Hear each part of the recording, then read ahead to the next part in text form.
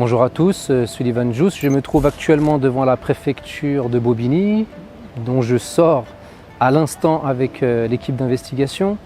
Nous avons voulu porter à la connaissance du préfet les mêmes faits que nous avons dénoncés aux autorités judiciaires du commissariat d'Aulnay-sous-Bois, à savoir des faits qui pourraient être constitutifs de la part du maire de Sevran, Stéphane Blanchet, de faux en écriture publique, d'escroquerie au jugement, de détournement d'argent public et d'autres délits très graves.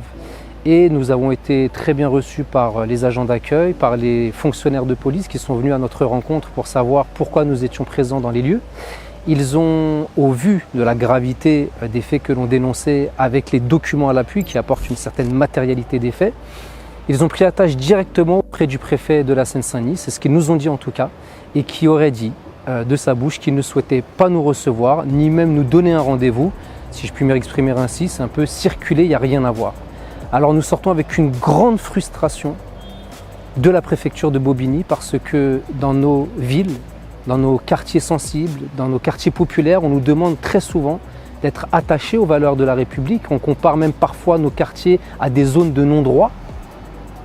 Mais lorsque des citoyens comme nous, comme vous, souhaitons faire appliquer les valeurs de la République et lutter contre une certaine délinquance, eh ben on voit bien que certaines autorités ne sont pas prêtes à nous accorder ne serait-ce que la considération de l'écoute.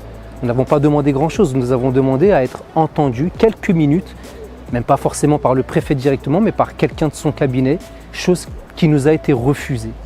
Et donc, nous sommes profondément indignés parce que dans une république comme la nôtre, où l'on nous demande de respecter ces valeurs et on essaye de faire confiance à nos autorités judiciaires et administratives, on voit bien qu'il y a bien souvent un plafond de verre qui nous empêche d'accéder à cette égalité en droit pour tous. Donc nous allons poursuivre le combat. Il était important pour nous de vous relater ce qui vient de se passer à la préfecture, mais nous n'abandonnerons pas et vos messages de soutien nous encouragent à poursuivre et nous vous tiendrons informés de la suite du dossier, bien évidemment.